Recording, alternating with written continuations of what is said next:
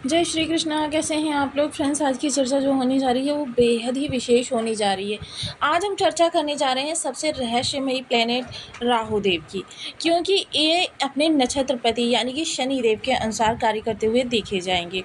इस समय ये आपके धन भाव से गोचर कर रहे हैं और धन भाव से संबंधित चीज़ों पर आपके किस तरीके से प्रभाव देखा जाएगा, क्योंकि ये इस समय उत्तरा भाद्रपद नक्षत्र से गोचर कर रहे हैं। उत्तरा भाद्रपद नक्षत्र जो है जिसके कि स्वामी अहिर बुधन्या जाने जाते हैं। अहिर बुधन्या की आकृति जो है एक क्रूर सर्प के समान है और राहु भी एक क्रूर राक्षस ही माने जाते हैं, क्योंकि ईश्वर भानु नाम का एक राक्षस था जिसके कि 2 पार्ट हुए विष्णु भगवान के द्वारा, और उन 2 पार्टों को हम राहु और केतु के रूप में जानते हैं।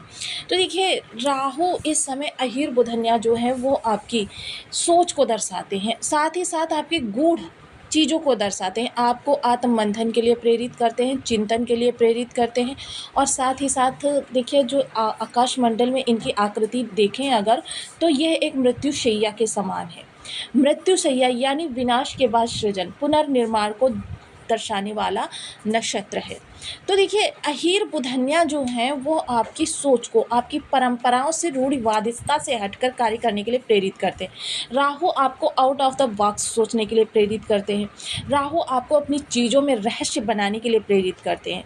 अब इन चीज़ों को, क्योंकि देखिए राहु किसी बाउंडेशन को नहीं मानते, कोई सीमा नहीं है राहु की, नैतिक अनैतिक चीज़ों से परे हैं राहु।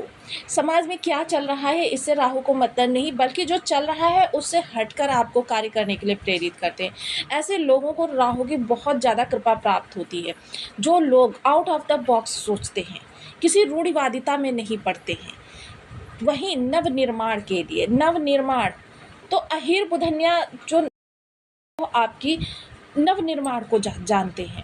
तो देखिए, यहाँ पर इस उत्तरा भाद्रपद नक्षत्र के 4 चरण भी होते हैं। प्रथम चरण जो होता है वो सिंह नवांश के अंतर्गत आता है, जिसके कि स्वामी सूर्यदेव होते हैं। द्वितीय चरण जो होता है वो कन्या नवांश के अंतर्गत आता है, जिसके कि स्वामी जो होते हैं वह बुध देव होते हैं।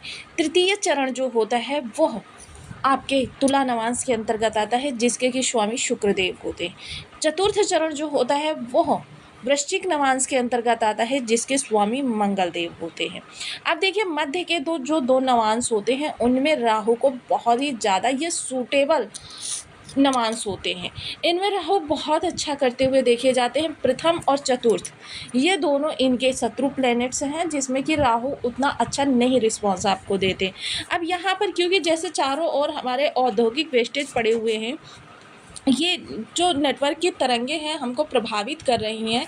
अगर इनको देखें तो समझ लीजिए कि हमारे जीवन में राहु, जो खराब राहु है, वो बहुत ज़्यादा एक्टिवेट हो रहा है। ऐसे में यदि हम अपने क्रियाकलापों के द्वारा भी राहु को खराब कर लें तो फिर समझ लीजिए कि हमारे लिए राहु की स्थिति जो है बहुत ही विषम होने वाली है। अब राहु को हम शुभ किस तरीके से कर सकते हैं, अशुभ किस तरीके से करते हैं, क्योंकि देखिए, जब भी हम राहु से संबंधित भावों से रहस्य, क्योंकि राहु स्वयं एक रहस्य है, राहु स्वयं अपने आप में एक पूरा ब्रह्मांड है, क्योंकि राहु मायावी नक्षत्र है और जिस भाव में बैठते हैं वहाँ से संबंधित 6 भावों को अपने कंट्रोल में लेते हैं। साथ ही साथ राहु इस चीज़ के लिए भी जाने जाते हैं कि राहु आपको रातों रात करोड़पति या रातों रात आपको भूमिगत कर सकते हैं। तो राहु देखिए बहुत ही विस्तृत ग्रह है, इनको जानना बहुत ज़रूरी होता है, ताकि उस भाव से संबंधित हम समय समय पर अपने क्रियाकलापों को थोड़ा सा फेरबदल करके अपने जीवन से संबंधित बहुत उत्तम लाभ प्राप्त कर सके। उत्तरा भाद्रपद नक्षत्र में और शुक्र नवांश के अंतर्गत किस तरीके से आपको प्रभावित करते हुए दिखाई देंगे, तो बने रहिए हमारे साथ इस वीडियो में एंड तक, आपको बहुत कुछ जानने के लिए मिलेगा। यदि आपके लग्न में 10 नंबर बना हुआ है तो ये राशिफल आपके लिए है। यदि कुंडली में कहीं भी चंद्रमा के साथ 10 नंबर बना हुआ है तो ये राशिफल आपके लिए। कुंडली ना होने की स्थिति में आप इसे नाम राशि से भी देख सकते हैं। यदि अभी तक आपने अपने इस चैनल को सब्सक्राइब नहीं किया है तो प्लीज़ सब्सक्राइब कर लीजिए, वीडियो को लाइक कर दीजिए, चैनल को शेयर कर दीजिए। इससे होगा क्या कि हमारे आने वाले हर वीडियो की नोटिफिकेशन मिल सकेगी आपको सबसे पहले। एक प्यारा सा कमेंट करना बिल्कुल ना भूलें, कमेंट से हमें बहुत मोटिवेशन मिलता है, हौसला मिलता है और ये पता चलता है कि आप और क्या जानना चाहते हैं। राहु द्वितीय भाव से गोचर कर रहे हैं। इस समय द्वितीय भाव संबंधी चीज़ों में सबसे बड़ी विशेषता ये होगी कि आपको जो भी कार्य कर रहे हैं उसमें आने वाले भविष्य का उस समय पर क्या इफ़ेक्ट पड़ेगा, उसका आप पूरा ब्यौरा कर अपने पास रखें कि भविष्य में उस चीज़ की स्थिति किस प्रकार से होने वाली है। या फिर जैसे यहाँ पर आपका क्या क्या चीज़ें देखी जाती हैं, वाड़ी देखी जाती है, आपका खान पान देखा जाता है, आपकी पैतृक संपत्ति देखी जाता है, हाँ, आपका संचित धन देखा जाता है, कुटुंब परिवार देखा जाता है और प्रारंभिक शिक्षा देखी जाती है। तो देखिए ये सारी चीज़ें, इसमें दूरदर्शिता और साथ ही साथ रहस्य, क्योंकि राहु स्वयं एक रहस्य है। और राहु देखिए बहुत ही विशेष ग्रह है। अगर बनाने पर आ जाए तो व्यक्ति को रातों रात करोड़पति बना देते हैं, और अगर बिगाड़ने पर आ जाए तो व्यक्ति को एकदम धराशाही कर देते हैं। तो राहु के प्रति तो बहुत ही ज़्यादा व्यक्ति को सजग रहना चाहिए। राहु भी एक राक्षस वर्ण है और बहुत ही क्रूर ग्रह माने जाते हैं, और वहीं इन्हें एक छलावा भी कहा जाता है कि जिनका स्वयं को पता नहीं होता है कि अगले पल क्या करने वाले हैं। तो देखिए सबसे पहले वाणी से संबंधित, देखिए वाणी आपकी कुशाग्र होने वाली है। आपकी वाणी जो है लोगों को प्रभावित करने वाली होने वाली है, बशर्ते कि आपकी वाणी एक इस प्रकार की संवाद शैली में रहे कि जिसका द्विअर्थी मतलब निकलता हो, क्योंकि शुक्र यहाँ पर सौंदर्य के कारक होकर यहाँ पर आपकी वाणी को संचालित करते हुए दिखाई देंगे। तो वाणी आपकी नम्र भी होनी चाहिए कि आपकी वाणी नम्र और साथ में द्विअर्थी शब्द को लेकर चलने वाली होगी, जिससे कि देखिए यदि किसी तरीके का आपके बातों में संचलन हो तो आप उससे बहुत अच्छे से बचकर निकल सकें और सामने वाले को बिल्कुल भी बुरा ना लगे।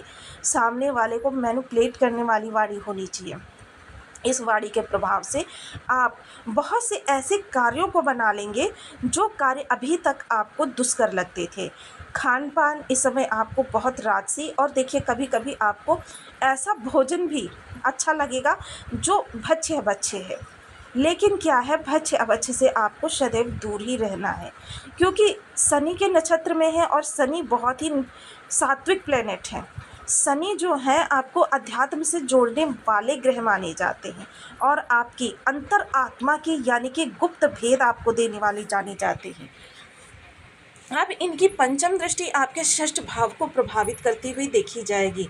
षष्ठ भाव जो होता है वो आपकी शत्रुता को दिखाता है। तो शत्रु पक्ष देखिए इस दौरान अगर आप पर हावी होने का प्रयास करें तो आपको बिल्कुल भी रिप्लाई नहीं देना है, खुद को उन चीज़ों में नहीं उलझाना है। आपको जितना संभव हो सके इस शत्रुता से दूर रहना है। बाकी सब राहु देव शत्रु को इतना ज़्यादा उलझा देंगे कि आपकी तरफ उसकी देखने की समय ही नहीं मिलेगा, वो अपनी समस्याओं में ही इतना उलझ जाएगा। लेकिन आपको थोड़ा सा विश्वास राहु देव पर भी रखना होगा। ऋण लेन देन के लिए देखिए, हालांकि राहु देव यहाँ पर जिस स्थिति में बैठे हुए हैं, ऋण आपके लेने की तो कोई स्थिति बन नहीं रही, लेकिन यदि कार्य कारोबार के लिए लेना पड़े तो आपको आसानी से ऋण मिल सकता है। ऋण देने के लिए भी आपकी स्थिति अनुकूल है।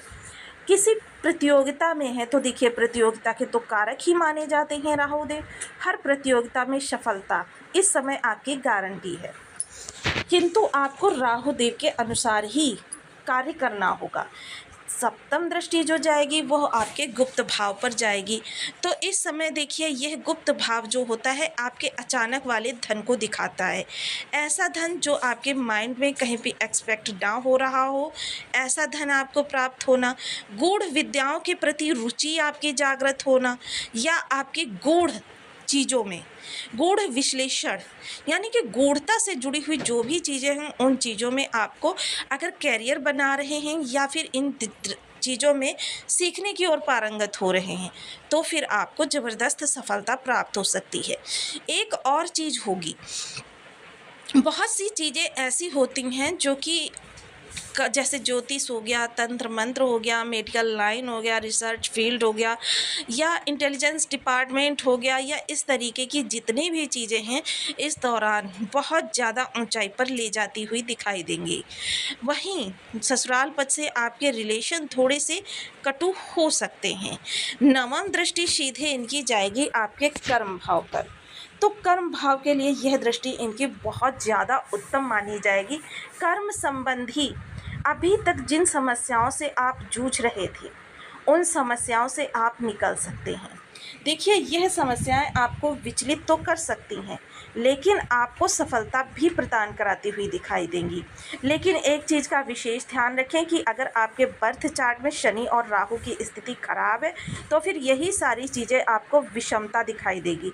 समझ लीजिए, वाणी के द्वारा कार्य बिगड़ने प्रारंभ हो जाएंगे, शत्रुता आप पर हावी होने लगेगी, कुटुंबियों से रिलेशन कटु हो जाएंगे और आपको इस समय अचानक धन नहीं, अचानक हानि भी मिल सकती है।